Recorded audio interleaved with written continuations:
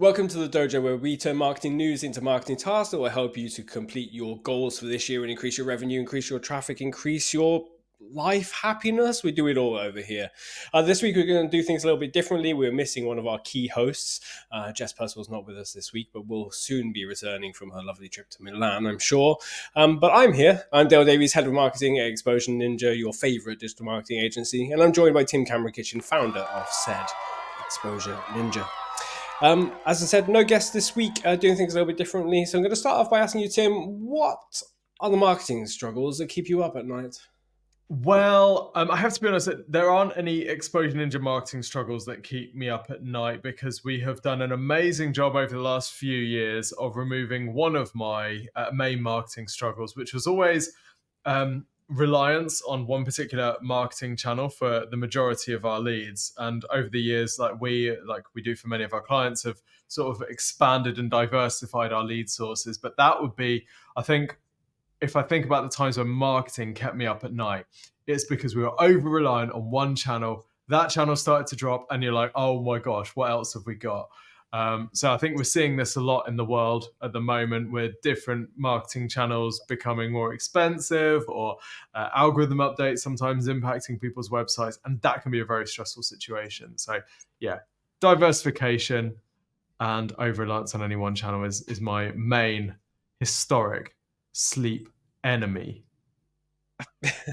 Interesting. What was the channel that was you were so reliant upon at the beginning?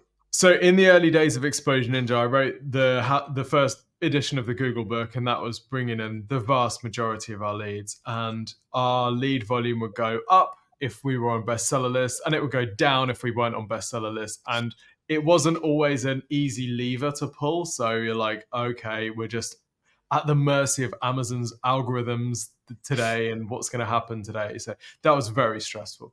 But thankfully, we're not there anymore.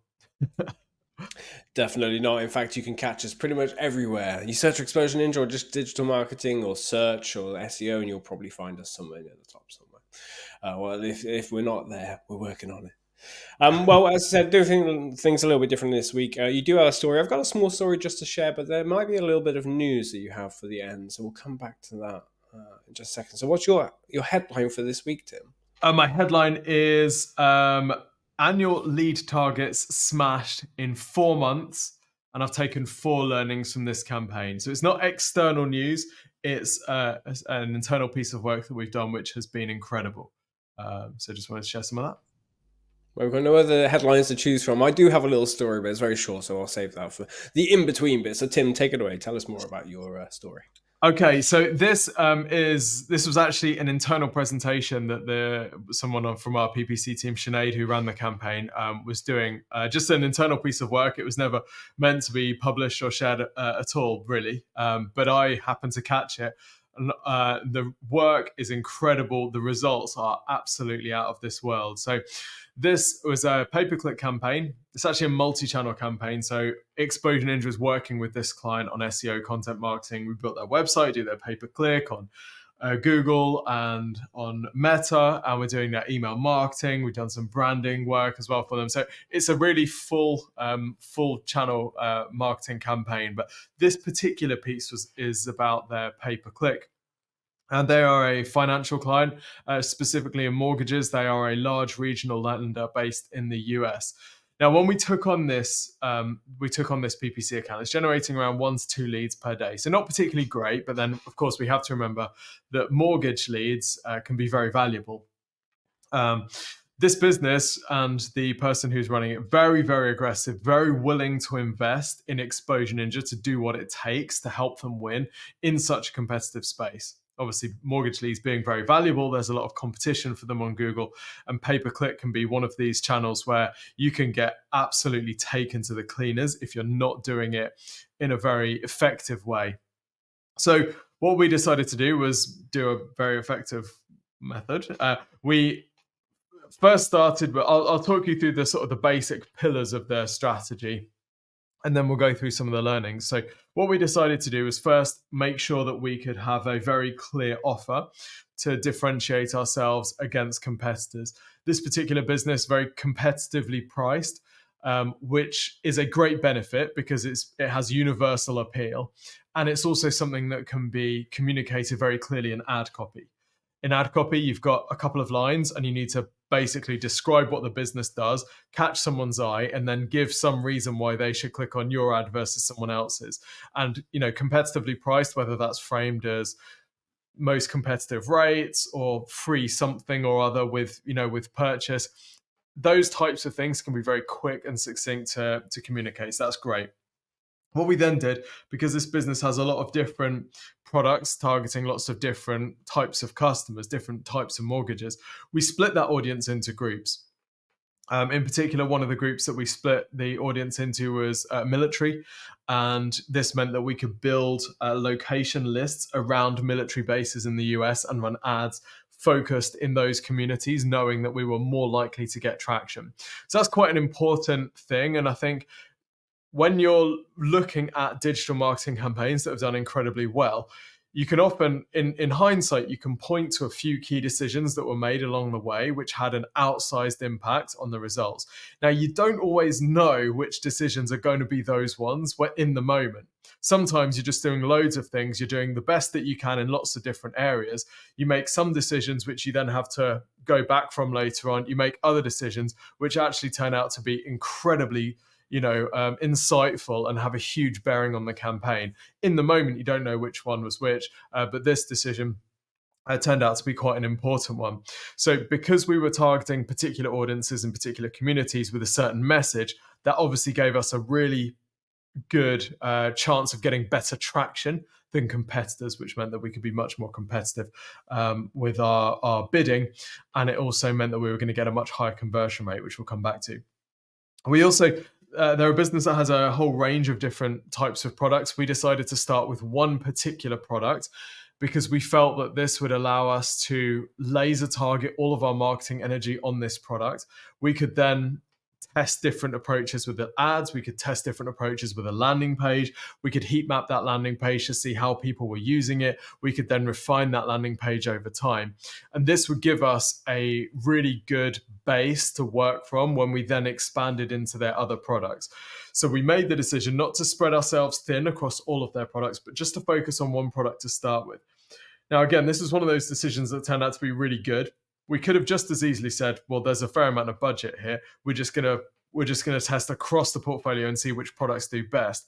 But we decided to focus on one particular product, and that really helped us dial in the results on that campaign. And we're now in a position where we're able to spread that into other products. The landing pages that we built, so we did quite a bit of testing with the landing page. We didn't just build it and then leave it. We built the landing page and then heat mapped it so we could see how people were using it. The version of the landing page that's up today, and which is the winner, is actually really interesting. It's very, very simple above the fold. And I've always thought that there's sort of two approaches that you can take with landing pages. You can either try and do a really comprehensive sales job and really take loads of effort to sell the lead or sell the visitor on what they need to do. The other approach that you can do is basically simple signposts and then a form. So it's almost like you're not trying to get them to think too much. You're just trying to get them to just seamlessly see form, fill in form. And we've had some clients, if I think back to the work we did in PPI back in the day, that was often the approach that we take there. Very, very simple proposition. So is there some sort of benefit? Is there a clear target audience? Is it clear what the form is supposed to do? Is there some sort of credibility through reviews? And then there's a form. And that's pretty much it. And it's like, because there's no options, there's no research that someone can do. They can't convince themselves out of the sale, if you like. They just go to the form because that's kind of the only option. So that was the approach we took here. Loads and loads of negative keywords. Because we were focused on one product and one target audience, we were able to build out a huge list of negative keywords, which filtered out some of the signals that the leads coming through might be low quality. And we also added disqualification criteria in the lead capture form to prevent their team from needing to sift through unqualified prospects. Then so this was on Google Ads, but we also added an email marketing campaign that had specific email follow-ups. So when someone filled in that form, they got specific email follow-ups based on that landing page. So that landing page was for one audience with one product, and then there was a very specific email sequence designed for that landing page, that audience, that product, which worked in the back end, I think, which is quite important. And we also used meta ads as well, quite top of funnel. Now the results here, and I'll go through the results and I'll catch your thoughts, Dale, on what we got so far, then we can go into the learnings. The results, the client has too many leads and is hiring staff. Now, this business is incredibly aggressive with their targets. I'm pretty sure they wanted to double their number of mortgages or double the amount of their mortgages that they were processing year on year. And we're still at a point where, even with those goals and anticipating the hiring needs to hit those goals, they're still needing to hire staff. So we're actually not quite ready to roll out some of the other products yet because they need to bring up their hiring to cope. And we set ourselves, so when we're working with a client, we set 12-month goals for the entire campaign. So that's all of the digital marketing channels. And then we set goals for each of the different channels inside that campaign. And these goals will usually be lead volume. So it'll be lead volume or it'll be revenue if it's e-commerce. So by the third month, we had hit our 12-month PPC target. So if PPC has a target of 50 leads per month, by month 3, we'd already hit that entire annual target. By the 4th month, we generated so many leads, we achieved the entire 12-month campaign target just through PPC. So we've still got 8 months of PPC left to go. And then we've got all of the other channels as well. And we've completely blown this thing out of the water. And if you think about, the value of mortgage leads, this is really incredible. Some stats about the performance. So the conversion rate on the website. So we actually rebuilt the website as part of this as well, and we use dedicated landing pages. The conversion rate went from 1.4% to 7.6%, and the CPA, the cost per lead, was cut by 70%. We cut the cost per lead 70% during this time.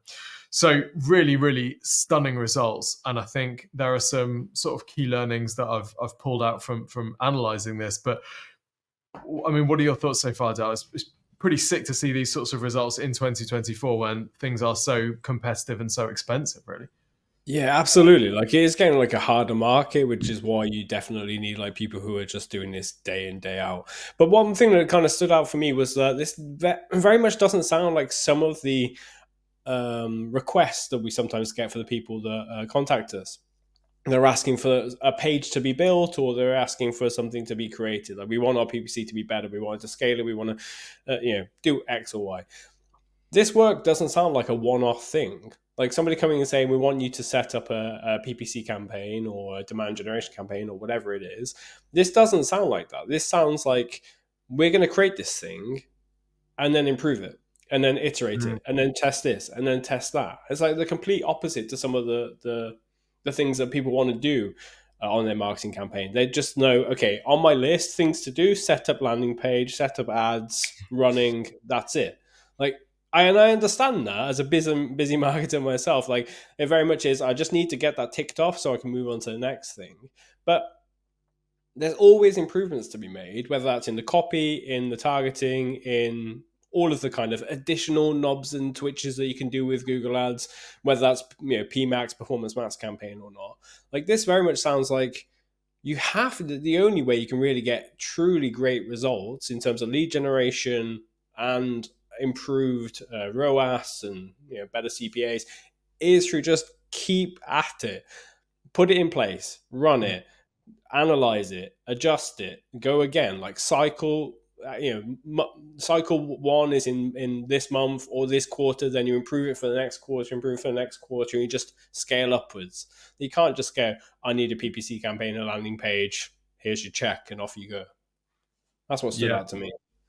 Yeah, I think you're absolutely right. Like, this is from an agency's perspective, from our team's perspective, this is almost like a dream scenario where the client basically says, I want to be absolutely best, I want to be number one, and I'm willing to invest to get us there, and then just totally trust the team. I think if I'm a client and I see an agency that's asking me to just sort of trust them and just go with it and commit to a budget, which is, it's a chunky budget, I'm not going to lie, I might be feeling a bit of trepidation there, but this client just trusted the team completely. And listening to the team talking about this, they get really excited about that. Not because they want to blow the client's budget on like random rubbish, but because if you're a professional PPC manager that spends your entire day doing these things, there is always more optimizations and tweaks that you can make, and you can continue refining that, right? You get conversion rate from 1.4 to 7.6%. How do you do that? Do you just make one change? Or like you say, do you go back through the landing pages? Do you go back through the heat maps? You constantly tweak things. And this isn't the team just want to do things for the sake of it. This is the team wanting to do things because they're probably looking at that 7.6% and saying, all right, yeah, that's great, but could we get it to 9.4%? You know, there's always more that you can do. And I think the results here, like, 4 months, we've generated the entire 12-month multi-channel lead target in just one channel. But that wasn't just, we did step 1, step 2, step 3. That was, we did step 1, step 2, step 3. Then we went back to step 2, step 3. Then we went back to step 2. Then, you know, it's exactly what you're saying. This is working and reworking until it's as close to perfect as you can get. And to be totally honest, not many businesses are really willing to do that. They're too busy, or their budgets are too tight, or I guess a sort of another version of budgets being too tight. They want to do absolutely everything for the budget. Whereas in this case, we said to the client, right, you've got a decent budget, but we're still going to just focus in this one area. And we're just going to go all in on that area. And then once we've got that really cooking, then we can expand it. So I think, like, credit to the business here. They've taken a bold approach, and they have put their chips on the table and said, right, let's go all in on this. And they backed the right team. You said earlier on about it being a multi-channel campaign. I'm aware that we are doing SEO and CM work there, some content marketing work there. For anybody who's listening now who they're mainly relying on PPC, what would you recommend to them in terms of how do you move the budget away from PPC when you're so reliant on it, or how can you better combine your teams to work together better? So let's say you have a partner, vendor, or in-house team who's doing your PPC for you, and you've got some SEO and content marketing on the go, and email, because we've got email on the go here too. How do you bring these 2 teams, 3 teams, 4 teams together when they all have their own individual desires and purposes? Like they want what's best for email because I only really care about email. That can be the case. It's not the case with our ninjas, fortunately, but like I can see how that happens. How would you bring these teams together to work towards the same goal? That's a really good question, and it's not easy. I think the internal structure that we've built over the years to do this is that there is always a sort of a channel agnostic account manager who is ultimately responsible for where the budget gets portion between each channel. Because if you said to the best PPC ninja in the world, they're always going to have an affiliation, an affection for PPC, so they're going to look at things through a PPC lens. I think you do need someone who is outside of any of the individual channels to look at the performance of all of them. There's also I guess, like we were talking about in the intro, there's a desire to not be reliant on any one channel. So you want to make sure you've got a balanced portfolio of channels that are driving leads. And then I think the other point on this is a lot of the time people, their main marketing goal, as soon as they get PPC working, they look at the amount of money that they're spending with Google every month and think, how can we make sure that we're not doing this anymore? Because that feels very painful. There's 2 schools of thought here. You can say, right, if we invested that cash into SEO and content marketing, for example, we'd be getting that traffic organically. We wouldn't be having to pay for it. And we wouldn't be having to pay for it every month, because once you've done that work and you've got that ranking, like that ranking's going to stick around for a while. So I do understand that. And there are times where that is the absolute right thing to do if you only have a certain fixed budget. But I think actually, if you look at the businesses that use digital marketing to grow most aggressively, they are saying, if PPC is working, we're going to keep going with it. And in fact, we're going to continue investing more. Yes, it might be painful putting 6-7 figures into Google every month. But if you look at some of the highest volume lead generators and e-commerce sites in the world, they are all spending eye-watering amounts on PPC. So the school of thought there is, if it's working, if it's paying off for you, if it's meeting your ROAS targets and profitability targets, keep going. And then whilst you're doing that, invest in the SEO to sort of backfill and make sure that if PPC dies or it gets 10 times more expensive or your area gets regulated, you're not being cut from 10,000 leads a month to 0 leads per month and having to let people go. So I think you've got to sort of balance those channels, but I would caution people against, just as soon as you've got something working with PPC, trying to move away from it. I think if it's working, you just pay the money. You get those leads, right? If you can get mortgage leads at $30 a lead, you keep doing that. Even if you could get them over here at $15 per lead, well, keep the 15 and the 30, because the reality is you'd probably be paying $1,000 per lead and you're still going to be making money. So anything that gets you under your CPA target, just keep doing. Feet to the floor. Yeah, I love working with clients with attitude. Just go for it, and we'll test what we can test. Your goals are X, go for it. I trust in you. But I wonder if there's like a marketing lesson the marketers and business owners can learn from that, which is how you develop a relationship like that with a client, whatever it is you sell. It comes down to the marketing and the sales, and sometimes your function that might be the same person or the same team doing both. But it's making people aware of what you're capable of and what you've done before. And then the sales backing it up, or during the marketing too, backing up and showing this is not just thought leadership. It's not as just, promoting all these ideas that we have. Like, here's the case study. Here's the proof that we not only know a lot of information about how landing pages work and how CRO can, conversion rate optimization can improve them. And you should A/B test, and you should use, heat maps and all that kind of stuff. It's not just the educational bit. It's also here's the proof. Here's the work that's been done. And if you're marketing, I don't know, MRI scanners, you've got to do it in the same way. You've got to say, we know tons about MRI scanners. It's boring as who knows what, but that's all the information you need to find. It's available on our website, YouTube, wherever you want it.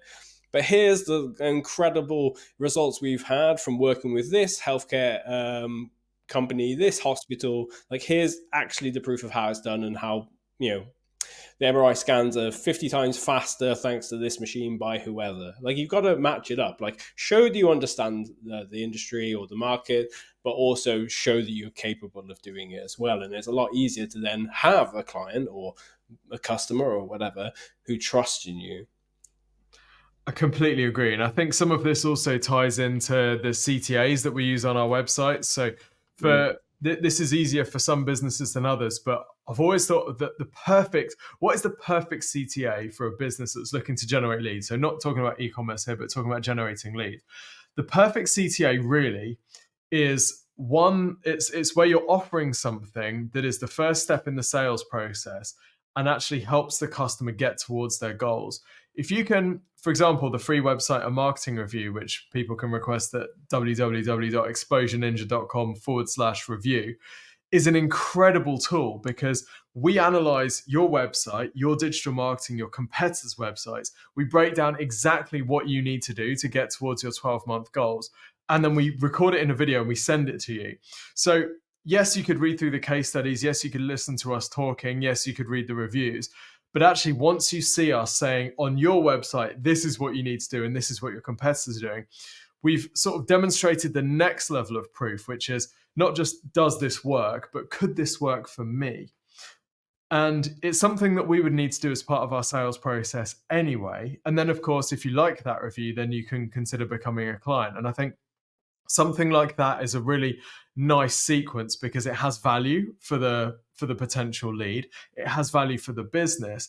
And like I say, it demonstrates that next level of proof. It's one thing to see review stars. It's another thing to then see specific reviews from people in your situation. It's another thing to then see a really detailed case study with a video testimonial from someone who seems just like you. And then it's another thing after that to know, well, does it actually work for me in my particular situation? And I think if you can offer people something that answers that question as your CTA, you get a higher conversion rate. And importantly, you're actually building a decent sales pipeline as well, because those people are motivated to make a purchase. And like you say, that's the start of the relationship, isn't it? And then once they become a client, well, then it's about getting the early results. Could this work for me? Yes, I saw that in the sales process. Is this working for me? Yes, I saw that in the early stages of the relationship. Now the next question is, how much could this work for me? Like, could this work even better? Could it work at a higher scale? And that's when you start building a really deep client relationship where they trust you implicitly to do whatever you want, which is essentially the situation that we've got here. Yeah, very fortunate to be in that position, I must say, and we're very fortunate to have that relationship with almost all of our clients too. I wonder if there are any final lessons or learnings from this wonderful story before we move on to my very short, I hope, story for this week. Yeah, so I pulled out 4 lessons from these, and I think, I think these are things that we see across campaigns, but these are the things that in this particular case sort of stand out as being that these things are doing quite a lot of work in this case. So the first of these lessons is about the offer. And can you communicate a clear offer and USPs in your ad copy? This is very difficult to do on Google Ads. You've got a couple of lines to communicate, call out your target audience, tell them what you're about, tell them what they're going to get on the page, and then tell them why they should click on your ad rather than somebody else's. So in reality, some of these elements, you've probably only got a couple of words or even a single word to try and get them across. So this is where ad copy sort of artistry comes in. This is why you ain't going to ChatGPT to write your ads, because the best ads, the sort of ads that build campaigns like this, are really well considered, down to the word, down to even particular punctuation, and making sure that the meaning is absolutely clear behind the ad. So they need, if you're going to get sort of 7.6% conversion rate in this type of space, the ads need to be as near as perfect as you can possibly get. The second lesson is the landing pages, and this is not just we're going to build the landing page based on what we think is going to work. We're then going to go back on it and we're going to refine it based on the heat map data. And not every business is able to do this. Not every business has the budget to do this. Not every business even has the traffic volumes to be able to justify doing this. And I do understand that, like, a lot of the time you need to just start from what's the best page that we could design right now based on what we know. And we're just going to have to run that page. But in this case, it was going back and sort of revisiting that based on the data. We've ended up with something very, very simple, but really effective. The third lesson is about focus. So early on, we need a scalable model.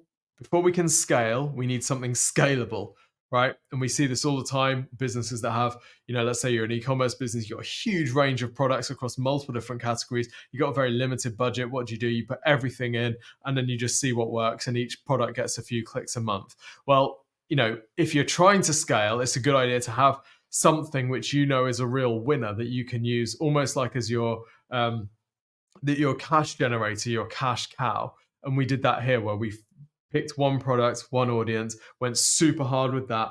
That's generating tons of leads, tons of revenue, which we can then use to fund, the rest of the build out. And then the final lesson is about these connected channels. So this wasn't just Google Ads, and if someone clicks on the ad, fills in the form or doesn't, then they're gone and we never see them again. This was a really joined up campaign. And again, not everyone always has the budget to be able to do this, or the time or energy. And I do appreciate that. But if we're talking about the ultimate campaign has a very specific audience being driven to a very specific ad, to a very specific landing page. And then there's a very specific email automation sequence that comes off the back of that to help educate people about that product, that service, and can be completely tailored. Every aspect of that email marketing campaign can be completely tailored to that audience because it is so specific. And that's works really, really well here. And also with that, you can also do things like put unqualified leads. So let's say that someone's got a drop down in their form, and if people choose one answer in the drop down, that shows that they're not quite ready yet. These leads aren't quite ready yet.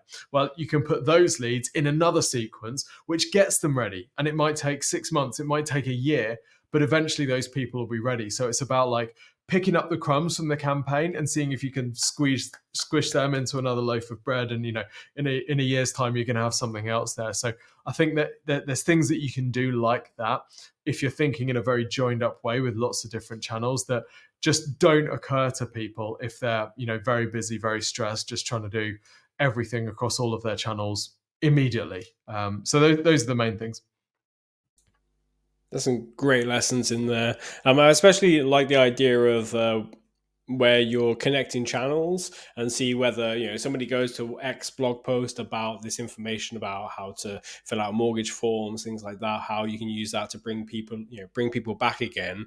If that's the only page they've been on of your website, just bring them back in again with some PPC. Just say, you're learning about this particular subject. Here's an ebook that will help you, or book a free consultation right now. And one thing I really love about free consultations is that they're so easy to do. And there was a statistic that I don't remember the actual figures for, but it was something like 90% of the people who request a free consultation tend to go with you as their provider for whatever it is. So like if a window fitter gets into your house to give you a consultation, it's almost 100% guaranteed that you will probably pick them. Like people rarely go and find somebody else. So if somebody's reading about mortgage information on your website and they get a PPC, or like there's an in-blog CTA game free consultation call or something like that, or they get targeted via PPC for it, they're probably going to click on it because it's that like brand familiarity of seeing the brand again that's at the top of the website. Like I love a little trick. I don't want to say tricks like that, but like tactics like that. That's a better word. It sounds less seedy than trick. But like I love little things like that, and just bring everything all together.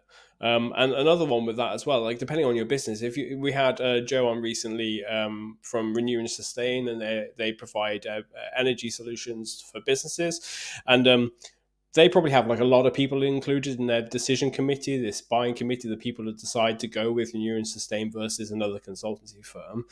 You've got to convince all those people in that room to go with you. So if you can use a bit of PPC again to say, okay, we've targeted the sales manager at this team, but we're also going to use PPC on LinkedIn to target the managing director, as well as this group of people over here that are probably in that network.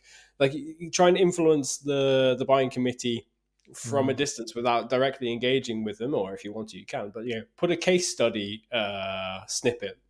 Like I saw. I keep an ad swipe file. So whenever I see some decent ads, I take a photo of it, screenshot, and put it in my little file. And I have like loads by companies like Clockwise, where they give you like a statistic from their platform, like X amount of time has been spent by this person, by Sharon, by using the focus time function or whatever. If you can do that thing for the CFO and be like, this much money was saved, that person's going to click on it because they're going to want to know more. And then that's another point, like, oh, when it comes to the sales manager or the marketing manager coming into the call to into the meeting and say, what's changing, what are we working on? If that sales manager says, I'm speaking with X company, the CFO will be like, oh, I know about them. I saw some results by them. This looks pretty attractive. That immediately that gives you like a much stronger foothold than coming into that meeting with nobody ever having heard of you at all. It's not 100% guaranteed that they're then going to say, yes, we want that company, but it's the little things like that help. So that's why you really do have to go multi-channel and maybe multi-touch points within each channel as well. Yeah, that's great advice, because in that type of situation, if you're selling into a decision committee and you've only got one point of entry into that decision committee, you're relying on your contact essentially then reselling your business to the rest of their team. Or how much more powerful if when they say, oh, we're thinking about Renew and Sustain, 5 other people in the room say, oh, I've been looking at them as well, right? You're already there, aren't you? If you compare that to people that no one's ever heard of, you've got a great head start. There was an update in one of I'm going to give some behind the scenes stuff now. So we regularly have these content brainstorm sessions where we talk about the pain points and the problems that our target market, our target audience are experiencing, and how we can help to solve them through actionable content. So, not entirely just for leadership, but this is what you can go away and do. And Jess highlighted something that we were studying at the time about demand generation, demand creation, demand capture. And that was about when deciding topics to cover, you can choose to do them for different people in your audience, different people in your market. And I just double checked that in our reference part of our little document for it, and it says decision makers, implementers, and champions. So it's like decision makers, like the CFOs and the managing directors. A law firm's managing director probably makes the decisions, or a partner will make a decision on whether you pick a digital marketing agency or not. The implementers will be the people that actually are on the ground doing the things that uses your software or uses your service. And then there's the champions. It's like they are probably unlikely to be anywhere close to the decision, but if they're responsible for your website design, and they're actually quite keen on Exposure Ninja because their SEO is so superb and their PPC gets such great results, they're going to be a champion for you, no matter if it's if they're involved there or not. So you can reach these different people, and every company, I think their target market, their target audience will have them, even if two of those roles are combined together. Like a business owner is probably a decision maker and probably an implementer too, if it's a smaller business. But if it's a scale up or bigger, the implementers might be 2 or 3 different people, or decision makers maybe 4 or 5. So if you figure out what those people's problems are and then create content, whether that's PPC ads or blogs or whatever, or videos, or podcasts, which you can listen to at exposureninja.com/podcast, by the way. You can reach all those people and help them with their individual needs, as well as make them all aware that Exposure Ninja or your business is fabulous and fantastic and so on. I feel like this also that you might be, if you're like a D2C e-commerce brand, you might be thinking, yeah, well, what's the point of like champions and all of this? I think you also see this dynamic in, say, influencer marketing, where Kate will often bring me something that she's been thinking about buying for kids or whatever, and then some of her favorite influencers also start posting it. So in that case, those people are then acting as the champion. So it's almost like you're walking along this decision journey, and then there's these people shouting from the sides, supporting you in that decision. And in a business environment, these might be other people in the organization, or they could be, business B2B influencers on LinkedIn or whatever. In a D2C environment, this is where the influencer marketing, this is where those trusted publications, that digital PR comes in. Yeah, even to go a little bit further on that one, my partner is looking for some what is it called? Flat feet shoe things. What are they called? Bare feet shoes for our daughter. Mm-hmm. And she's getting suggestions of companies to try via Instagram and through influencers. But then there's the champion at the side here who's like another parent that she knows, who's also said, oh yeah, I'm looking at that company as well. And like just reaching these people in different ways creates champions and blah, blah, blah, blah, blah. So you never know really where they're going to be. But if you do your research and call around a bit, you can figure out a way to reach them. And as you scale up, you might only go with the influencers, but once you've reached a certain growth level, then start to see how you can work directly with the parents as well. One thing before we move on, sorry. One of the really important things, if you're going to use a sort of an advocate model like this, is to make sure that those stories or those benefits are really clear and really easy to communicate. Particularly like something like barefoot shoes, like what's the one sentence or a few word reason why someone should buy yours rather than than another firm? You'll consistently find that the brands that do best in any spaces have a very easy to communicate story, right? Tom's shoes, yeah, well, they buy one for some child in the third world, or whatever, right? There has to be some clear, easy to use story, and you can't wait for your audience to pick that up. Really, you typically have to give it to them, and you have to communicate that and build your marketing and your branding and your positioning around that. We can help you with this if you need. Just go to exposureninja.com/review, and we can give you some feedback on it. Superb. I'm going to segue us off, my little segue. Over to my story, which will be brief, but it's in relation to a podcast I was listening to yesterday. So do I have a headline for my story? I probably do. The Needleless Haystack. Okay, so I came up with that title. Allow me to explain. The podcast I was listening to was the Exit 5 podcast, which is by Dave Gerhardt. Exit 5 is a community predominantly for B2B marketers. Often it's mostly about SaaS companies, but a lot of B2B is in there, some B2C too, a lot of B2B2B as well. But overall, it's pretty good. The podcast is decent.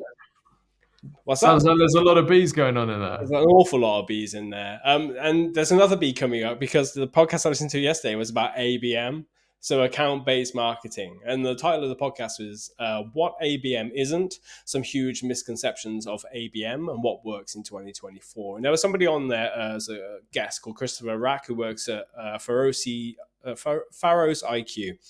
And they do a lot around ABM and support companies like Cisco, for example. They do some like fantastic work. And in there was a conversation about how it works and misconceptions and so on. I recommend going have a listen to it because you'll learn a lot about the realities of ABM versus like I might come into a team meeting internally and say like, we should do ABM. And everyone's like, okay, great, we can do it, but what is it? Versus like, here's an explanation of like the reality of it is we need to do X and Y and Z. And when I was listening to all this, there was a really valid point, which is about how people get too nailed on with this like list of 100 businesses they want to target too focused on this this list of 100 businesses that they want to target. And it's often like the biggest people out of the S&P 500. They're like, I really want to work with these businesses. And it's not based in reality. And also people often will just try and target like really these like needles in a haystack. There's like, I want to get these few people that are like amazing. Forget about the haystack. I just want to take on the Ciscos or the Gymsharks or whatever it is. And the problem is if you go too hard into trying to pull in these 2 or 3 or 5 or whatever it is businesses because they are so appealing, is that once they're out of there, once you've captured them or some other company has captured them, because everybody's competing for these 2 or 3 people that are in market right now, the haystack is suddenly needleless. There's nobody left. And the reason that's a problem is not only have you got no businesses to turn into new revenue, but it also means you've not been doing enough to turn more of that haystack into needles, so that you're not like replacing them. You're not being part of the system that creates the next needle.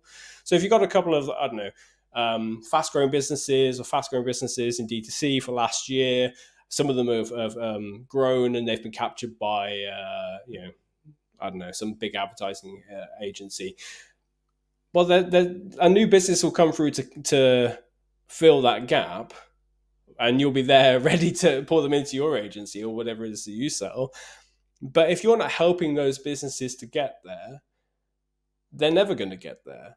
So like if you depend too much upon these needles and they're gone, you're going to just have nothing left. So the lesson here really, what I'm trying to say in a really awful way, is you not only need to be trying to capture sales qualified leads, you also have to have a solid, really well thought out MQL process, like a marketing qualified leads. You have to be there to help people along the journey to get them ready to be SQLs, and when they are, that they pick you over somebody else. So for example, if I'm doing the marketing for Exposure Ninja, I'm only going all in and trying to capture sales qualified leads, all these other hundreds of leads, thousands of leads that could eventually be the next SQL are just not getting, well, I'm not saying they're not getting enough attention, but they could be getting more attention and being ready to be captured in the future. And I think there was a point I was trying to make earlier, which is if you're the first brand that the business or somebody encounters, they tend to have that memory recall of you first. Like I often think of Buffer as a social media scheduling tool, even though I haven't used it for like 8 years now, because it was the first one that I encountered and they educated me loads about social media through their free content. And it's still the one I think of first, even though I use other tools on a near daily basis now. So yeah, a short story, but general gist is you've got to market to not just your core like buyer persona, ICP, and trying to capture these people. You've also got to help everybody else become ready to be serviceable as well. I think that's great advice. I've always been a fan of kind of scale. Needleless haystack. Like, why are you in a haystack looking for needles? You want to be outside a needle factory with the world's fattest magnet, right? If you have scale, like scale has its own benefit to it. If you have massive visibility across your space, you'll not only eventually get on the radars of your ICPs, but you'll also get on the radars of the people who are influencing them, right? Yes. And it's like once you can surround them, you've got a much better chance of winning that work, and it makes you less. Uh, it makes you more resilient. It makes you more able to adapt to changes. What if your ICP is all of a sudden not in market anymore? Well, that's all right, because you're on the radar of another 25,000 businesses that could buy what you do, or customers who could buy what you do. So I agree. I don't know why people are looking for needles and haystacks, really. It's a bad Yeah. place to find needles generally. I just can't keep taking my mind away from this idea of like it's 5% of the market is actually ready. Like I brought it up a couple of times beforehand about this SAM SOM, this total addressable market, like all of your audience. Or is it market? I can't remember which one's which. Then SAM, the like serviceable addressable market, and then SOM, obtainable market. Like you can talk to everyone, and you should. Like if you can help everybody to, in our case, help everybody to be better marketers, we should. But only a smaller percentage of that circle within a circle are going to be serviceable. Like only a fraction of them are going to be able to work with us with their SEO, the content marketing, the PPC. But it's only a smaller fraction of that, the obtainable. They're actually in market right now to even they're only now ready to search out an agency. Or let's go back to the MRI scanner. It's not a purchase I'm doing every day. Every couple of years, maybe once per 5 years, once per 10 years. So there's all of that time beforehand where that brand association like has to be cemented of like our company is the company when it comes to MRI scanners. Like you can't just expect to just have a landing page in place on the day that person goes to Google and searches for MRI scanner. You've got to have like way prepared the road ahead, months, years in front. Like I imagine for a purchase like that, it's years of work, marketing, offline, in person, stuff through the letterbox. Like it must be, really, really long. So you've got to factor that into your marketing. You've got to factor in like, how do I be present at the moment that people are looking for my service or product? How do I get them there, and how do I help them get them to that point as well? I think I absolutely agree. I think that what we're not saying is, the MRI scanner company should be advertising on TV. Right, we're not saying go so broad that everyone in the world is a customer for you. But I think what we're saying is, if your customer is a dot in the middle of the screen, let's do a circle around the dot and let's advertise to that. You don't just have to be targeting the people that are in market, exactly perfect for you right now. Yes, of course you want to be hitting those. You want to be everywhere for them. You want to be dominating them from every angle. But if you pick up some, if the edges are a bit fuzzy and you get some people outside of that, that's not always a bad thing either, because that will be, tomorrow's customer or influencing today's customer.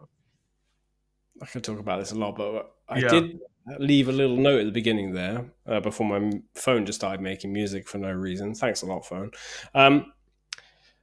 About a little possible news or a little snippet, a little glimpse at some news coming down the line, Tim. Yes, absolutely. So you may or may not know, you may or may not care, but I handed over the CEO role in Exposure Ninja to the amazing Charlie Marchant last year.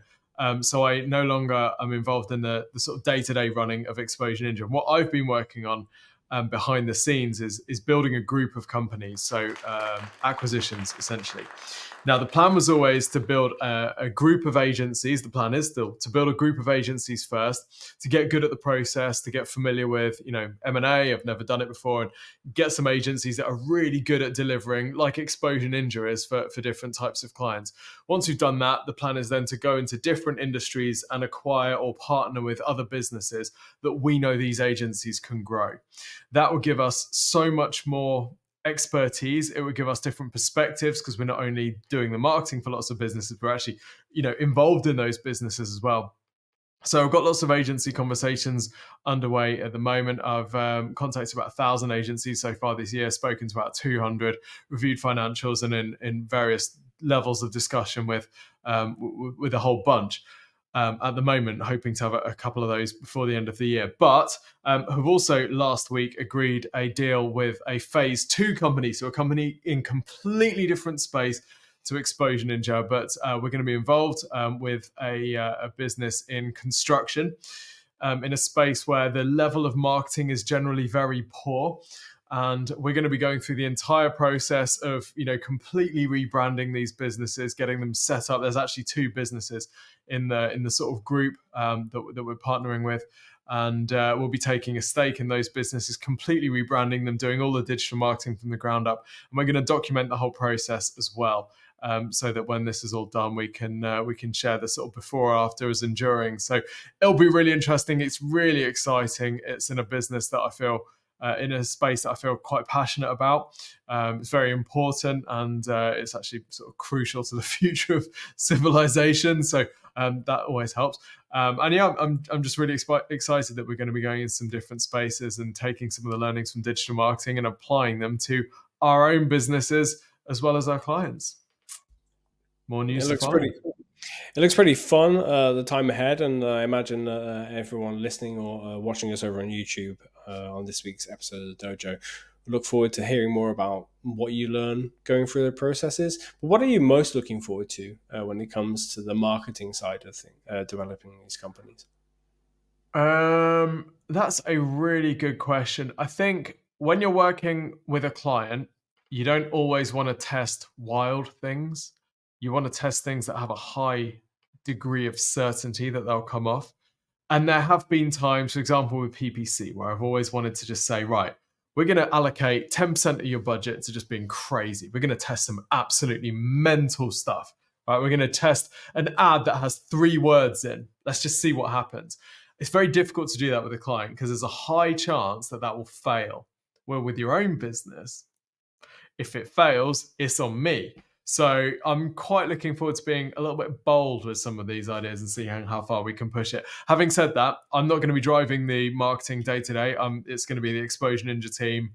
They are going to be in charge. I guess I'm just going to be trying to be a dream client and let them do whatever they want, and maybe pushing them to push some boundaries a little more than we might for an ordinary client, let's say.